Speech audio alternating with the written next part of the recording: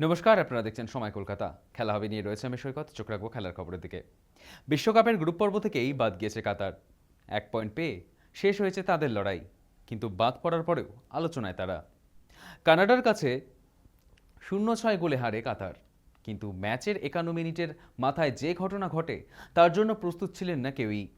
বল ছিল কোণের পায়ে, পেছন থেকে এসে তার বাঁ পায়ে মারেন মাদিবো। সঙ্গে সঙ্গে মাটিতে পড়ে যন্ত্রণায় কাতরাতে থাকেন তিনি। প্রথমে দেখে মনে হয়েছিল সামান্য চোট পেয়েছেন কোণে, কিন্তু ভেঙে যায় পা। এই ঘটনার পর তার দিকে তেড়ে যান কানাডার কিছু ফুটবলার। সতীর্থরা রক্ষা করেন কোণেকে। মাঠে ছুটে আসেন চিকিৎসকেরা। কোণে মাঠেই সকলের কাছে ক্ষমা চাইছিলেন। রেফারি তাকে সরাসরি লাল কার্ড দেখান। মাথায় হাত দিয়ে মাঠ ছাড়েন মাদিবো। প্রাথমিক চিকিৎসার পর কোণেকে স্ট্রেচারে করে মাঠের বাইরে নিয়ে যাওয়া হয়।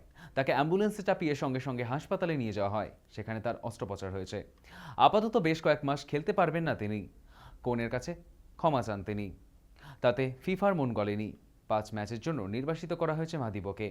কাতার ফুটবল বিশ্ব সংস্থা চাইলে এই শাস্তির বিরুদ্ধে আবেদন করতেই পারেন, কিন্তু এখনো পর্যন্ত তারা তা করেননি।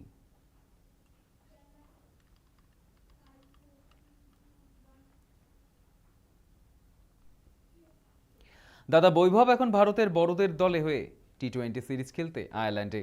বড়দের দলে তার অভিষেকের আগে আবার চমক দেখালো তার ভাই আশীর্বাদ। ঘরোয়া ক্রিকেটে একটি খেলায় ওপেন করতে নেমে 119 বলে 168 রানের ইনিংস খেলেছে আশীর্বাদ। মেরেছে 19টি চার ও 6টি ছক্কা। 141.18 স্ট্রাইক রেটে রান করেছে সে। আয়ারল্যান্ড থেকে সমাজ মাধ্যমে ভাইয়ের ম্যাচের স্কোরবোর্ড পোস্ট করেছে বৈভব। বোঝা যাচ্ছে দূরে থাকলেও ভাইয়ের খেলায় নজর রয়েছে তার। বৈভব অবশ্য অনেক ছোট থেকে খেলা শুরু করেছে। আশীর্বাদ খেলা শুরু করেছে মাত্র 6 মাস আগে। এর মধ্যেই ভয়ঙ্কর দেখাচ্ছে 10 বছরের ছেলেকে। দুই ভাই ওপেনার হলেও তাদের খেলার ভিন্ন ধরন। বৈভব বাঁহাতি, আশীর্বাদ ডানহাতি। বৈভব স্পিন বল করে, আশীর্বাদ মিডিয়াম স্পেস। কিন্তু দুই ভাই একদিক থেকে আলাদা নয়। ব্যাট করতে নেমে ঝড় তোলা ছাড়া কিছুই যেন বাদ যায় না তাদের।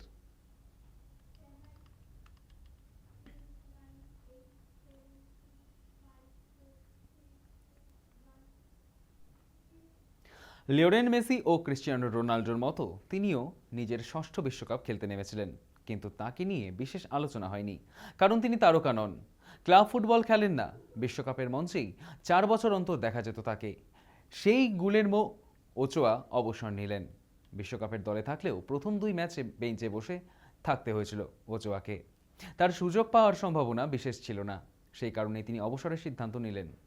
তা অবশ্য জানা যায়নি। তবে মেক্সিকোর দলে 3 গোলরক্ষক ছিলেন। যদি ওচোয়ার অবসরের ভাবনা থাকতো তাহলে এক অতিরিক্ত গোলরক্ষক রাখতো তারা। কারণ অনেক ক্ষেত্রে দেখা যায় তৃতীয় গোলরক্ষকেরও প্রয়োজন পড়ে। তাই অনেকেই মনে করছেন সুযোগ না পেয়েই এই সিদ্ধান্ত নিয়েছেন 40 বছর বয়সী গোলরক্ষক।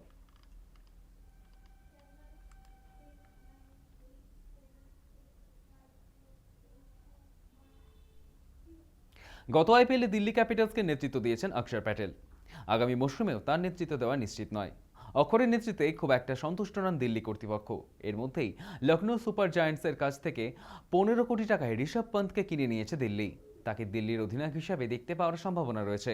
জাতীয় দলের সতীর্থকে বিশেষ বার্তা দিয়েছেন অক্ষর। দিল্লি ক্যাপিটালস একটি ভিডিও পোস্ট করে সমাজ মাধ্যমে, আর তাতে দলে পন্থে স্বাগত জানিয়ে একটি ভিডিও বার্তা দিয়েছেন অক্ষর। অক্ষর জানিয়েছেন তারা দুজনেই অভিজ্ঞ এবং পরিণত। কার কী দায়িত্ব তারা জানেন। একসঙ্গে দীর্ঘদিন খেলেছেন। আইপিএল হোক বা জাতীয় দল, তাই সমস্যা হবে না। 2016 থেকে 2024 পর্যন্ত দিল্লির হয়ে খেলেছেন পন্থ। মোট 111টি ম্যাচ খেলেছেন। 2021 থেকে 2024 পর্যন্ত দিল্লিকে নেতৃত্ব দিয়েছেন তিনি।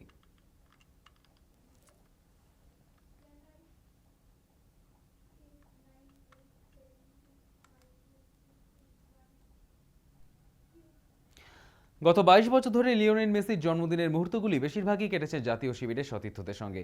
তবে বারে বারে বদলে গিয়েছে জাতীয় শিবিরে কেক কাটার মুহূর্তে টেবিলের উল্টো দিকের মুখগুলি।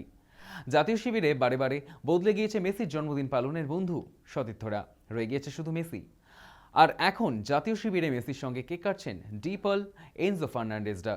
সবকিছু ঠিকঠাক থাকলে নকআউটের প্রথম ম্যাচটা খেলার জন্য 2রা জুলাই মায়ামি চলে আসবেন মেসিরা। আর সেখানে তাদের প্রিয় লিওর 39তম জন্মদিন। নিজের 39তম জন্মদিনের মুহূর্তে নিজের ফিটনেস ট্রেনিংয়ের মুহূর্ত প্রকাশ করে বিশ্বজুড়ে তার কোটি কোটি ফ্যানদের কী বোঝাতে চাইলেন মেসি?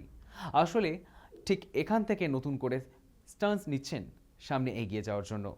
নতুন বছর, নতুন মুহূর্ত, আর সেই মুহূর্তে চ্যাম্পিয়নদের গান নিজের ভিডিওর ব্যাকগ্রাউন্ডে ব্যবহার করে নিজের ফিটনেস ট্রেনিংয়ের মুহূর্ত প্রকাশ করেছেন মেসি।